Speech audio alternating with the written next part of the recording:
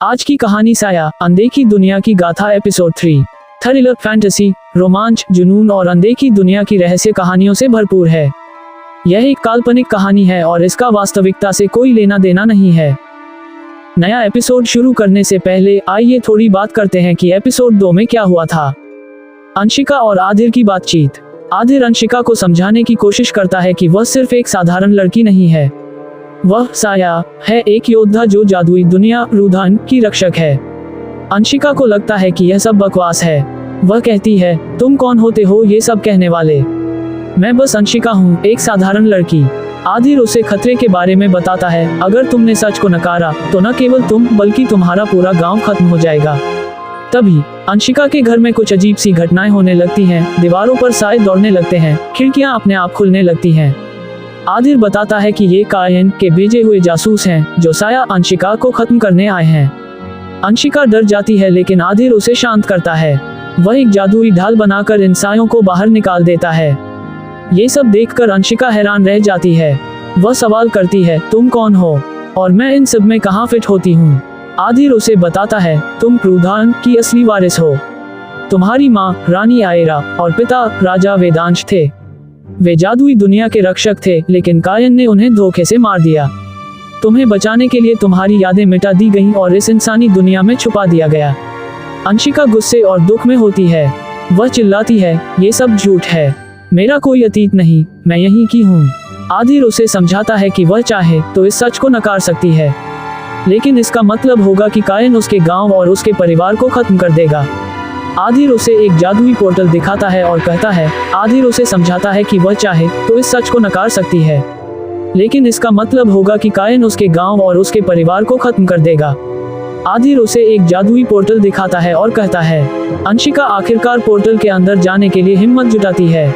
जैसे ही वह पोर्टल के पार जाती है, उसे एक बिल्कुल नई दुनिया दिखाई देती है। रुधान एक जादुई दुनिया है। नीले आसमान के नीचे काले जंगल, हवा में तैरते द्वीप और अजीब जीव जंतु। अंशिका इसे देखकर दंग रह जाती है। जैसे ही वे आगे बढ़ते हैं, एक रहस्यमय आवाज गूंजती है, तुम्हें यहाँ आने की इजाजत किसने दी? तुम यहाँ नहीं टिक सकोगी।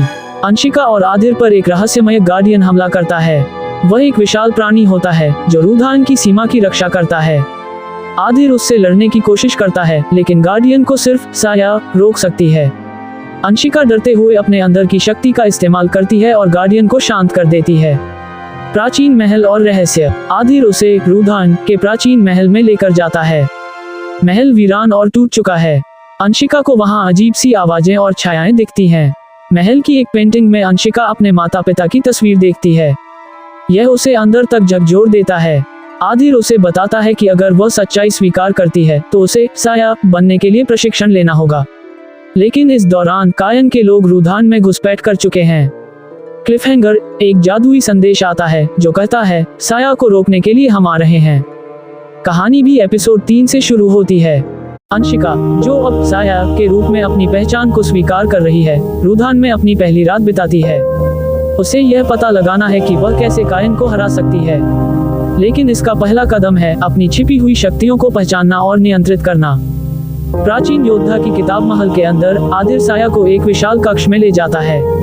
वहाँ दीवारों पर चित्र बने होते हैं जो एक प्राचीन योद्धा की कहानी बताते हैं। आदिर कहता है, ये कहानी तुम्हारे बारे में है। तुम वह योद्धा हो जिसने कायन को हराने के लिए जन्म लिया, लेकिन तुम्हारी शक्ति को जगाना आसान नहीं होगा। अंशिका असमंजस में है। वह कहती है, तुम्हें कैसे यकीन है कि मैं ये सब कर सकती हूँ? मुझे खुद पर भरोसा नहीं। आदिर जवाब देता है, भरोसा वक्त के साथ आता है, लेकिन कायन तुम्हें वक्त नहीं देगा। शक्ति को पहचानने की पहली परीक्षा आदिर उसे महल के नीचे एक जादुई कक्ष में ले जाता है, जिसे शक्ति का दर्पण कहा जाता है। वहाँ अंशिका को अपनी सबसे बड़ी कमजोरी और सबसे बड़ा डर दिखाई देता है।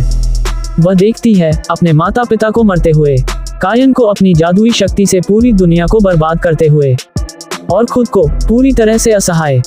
आदिर कहता है, तुम्हें इन डरों को हराना होगा, ये केवल शुरुआत है। लेकिन अंशिका इस डर को संभाल नहीं पाती और बाहर भाग जाती है। कायन की चाल दूसरी ओर, कायन अपने गुप्त अड्डे में बैठा हुआ है। उसके पास एक जादुई झील है जो उसे अंशिका की हर हरकत दिखा सकती है। वह अपने साथियों से कहता है, साया कमजोर है, उसे हराने का यही सही समय है। उसे तोड़ने के लिए हमें उसके परिवार का इस्तेमाल करना होगा। कायन का एक जासूस रुधान में साया को खत्म करने के लिए भेजा जाता है। अंशिका की वापसी आगिर उसे समझाने की कोशिश करता है कि डर को नकारने से वह कमजोर होगी। अंशिका जवाब देती है, मैं डरी हुई हूँ, लेकिन ये सब मैं क्यों करूँ? ये दुनिया मेरी नहीं है। आदिर भावुक होकर कहता है, ये सिर्फ तुम्हारी नहीं है साया, ये तुम्हारे माता पिता की, उन सभी की दुनिया है जिन्होंने तुम्हें बचाने के लिए अपनी जान दी। ये बात अंशिका को झकझोर देती है। वह फैसला करती है कि वह अपनी कमजोरियों का सामना करेगी। पहली ताकत का उदय शक्ति के दर्पण में वापस जाती है। इस बार वह अपने डर का सामना करती है। जब वह अपने माता पिता को मरते हुए देखती है तो वह गुस्से और दर्द को महसूस करती है। इसी गुस्से में उसके हाथों से एक चमकदार नीली रोशनी निकलती है। आदिर कहता है, यही तुम्हारी पहली ताकत है साया, ये तुम्हारी आत्मा की शक्ति है। साया अब तैयार है अपनी यात्रा के अगले चरण के लिए। कहानी के अंत में एक रहस्यमय शख्स महल के पास दिखाई देता है। वह अंशिका को देखता है और मुस्कुराता है। वह कहता है, तो यही है साया, इससे लड़ने में ज्यादा वक्त नहीं लगेगा। आइए मैं आपको बताता हूँ कि अगले एपिसोड में क्या होगा। साया अपनी शक्तियों को नियंत्रित करने की ट्रेनिंग शुरू करती है। कायन का जासूस महल में घुसपैठ करता है और साया पर भरोसा तोड़ने के लिए चाल चलता है। साया और आदिर के बीच एक बड़ा झगड़ा होता है, जिससे वह और कमजोर महसूस करने लगती है। अंत में साया को पहली बार कायन का सामना करना पड़ता है, लेकिन वह हार जाती है। यह एपिसोड सुपर संडे पर प्रकाशित किया जाएगा। आपको कहानी कैसी लगी? आप कमेंट कर सकते हैं। मेरे नए चैनल को सब्सक्राइब करना न भूलें। धन्यवाद।